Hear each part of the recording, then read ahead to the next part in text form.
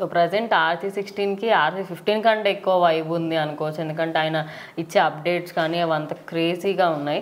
So ఇప్పుడు మాత్రం జాన్వీ కపూర్, అదేవిధంగా రామ్ చరణ్ మరియు ఇతర క్యారెక్టర్ ఆర్టిస్టులు ఎవరెవరైతే కో ఆర్టిస్టులు ఉంటారో చిన్న చిన్న వాళ్ళందరూ కూడా సెట్స్లో జాయిన్ అయ్యారంట. అసలు ఎట్లా జరిగింది ఫస్ట్ డే? మన కమెడియన్ సత్య గారు ఆయన జాయిన్ అయ్యారు. అట్లాగే యాక్టర్ జాన్ విజయ్ గారు అని మనకి కబాలి మూవీలో ఉంటారు ఆయన.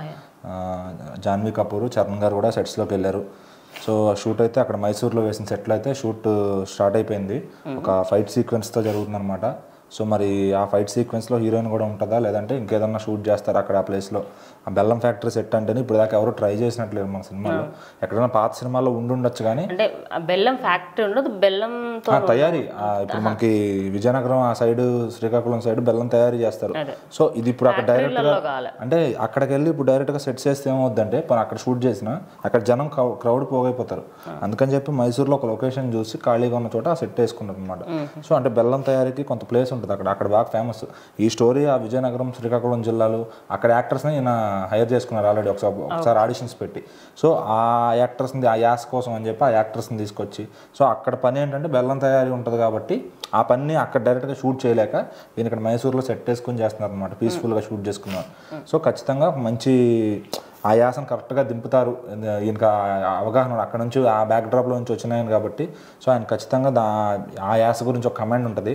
సో ఖచ్చితంగా సినిమా మొత్తం అదే యాస. ఇంతకుముందు రంగస్థలంలో ఎట్లాగైతే అదే గోదావరి జిల్లా యాస మాట్లాడారు, ఇక్కడ ప్యూర్ శ్రీకాకుళం కల్ట్ వస్తుంది అనమాట. సో మరి అది ఇంకా హీరో గారు ఆ జాన్వీ కపూర్తో కూడా వర్క్ షాప్ చేయించడం, దానికి కావాల్సిన అవి తీసుకోవడం. సో మరి షూట్ అయితే స్టార్ట్ అయింది కాబట్టి సినిమా మొత్తం కూడా వాళ్ళు ఫుల్ అంతా అదే మాట్లాడతారు. అసలు ఈ స్టోరీ ఏంటి అనేది ఆయన క్లారిటీ అయితే ఇవ్వలేదు అనమాట. ఓకే, అంటే ఇప్పుడు జాన్వీ కపూర్కి సంబంధించి రీసెంట్ టైమ్స్ తనకు మంచి హవా ఉందనుకోవచ్చు. కానీ ఇప్పుడు రామ్ చరణ్ ఆ సెట్స్లలో ఎక్కువ ఉండలేకపోవచ్చు. బికాస్ RC15కి సంబంధించి గేమ్ చేంజర్ ఫస్ట్ ఆయన రిలీజ్ అవ్వాలి. ఆ సినిమాకి సంబంధించి నెక్స్ట్ మంత్ నుంచి అయితే ఈ యొక్క 1 మంత్ మేబీ డిసెంబర్లో ఆయన కొంచెం ఫ్రీగా ఉన్న టైంలో అక్కడికి వెళ్తారు తప్పించి నార్మల్ టైంలో మొత్తం గేమ్ చేంజర్ చూస్తారు అనుకోవచ్చా? అంటే ఒక 1 మంత్ కంపల్సరీ ప్రమోషన్స్కి టైం ఇవ్వాలి. పిలిచినప్పుడల్లా ఎప్పుడైతే ఈవెంట్స్ ఉంటాయో వాటికి వచ్చి ఆయన అటెండ్ అయితే ఆ డేట్స్ ముందు తీసుకుంటారు ఈయన దగ్గరే, ఏ డేట్ ఖాళీగా ఉన్నాడని చెప్పి. సో ఆ డేట్ ప్రకారం ఈవెంట్స్ జరుగుతాయి కాబట్టి ఇంకా ఇప్పుడున్న లాంగ్ థిక్ బియర్డ్ లుక్లోనే బయటకు వస్తారు. సో మరి బయటకు ఈవెంట్కి వచ్చేటప్పుడు ఆయనకి ఎలా రెడీ అవ్వాలో ఆయనకి మనం చెప్పక్కర్లేదు, అంత నీట్గా రెడీ వస్తారు. సో బుచ్చి గారు కూడా ఈ సినిమాని గట్టిగా 7 to 8 monthsలో షూటింగ్ అయితే ఫినిష్ చేసే ప్లాన్లో ఉన్నారంట. అంత ఫాస్ట్గా షూటింగ్ అయితే జరగబోతుంది.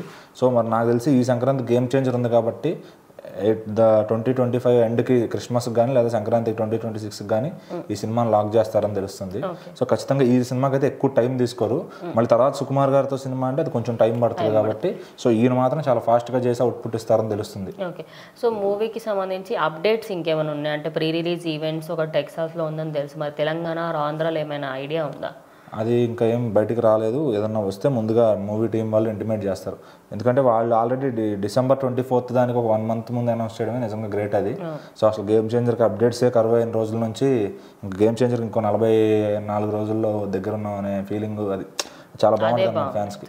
సో ఈ లోపు ఇది కూడా స్టార్ట్ అయిపోయింది కాబట్టి అది ల్యాండ్ అయ్యే లోపు ఇది ఫ్లైట్ ఎక్కుతుంది కాబట్టి ఖచ్చితంగా ఎక్కడ కూడా ఫ్యాన్స్కి ఇది తగ్గించే పని అయితే చేయరు. సో ఇంకా నుంచి RC ఫ్యాన్స్ కూడా మంచి రోజు వచ్చినాయని చెప్పొచ్చు బుచ్చిబాబు గారి సినిమాతో.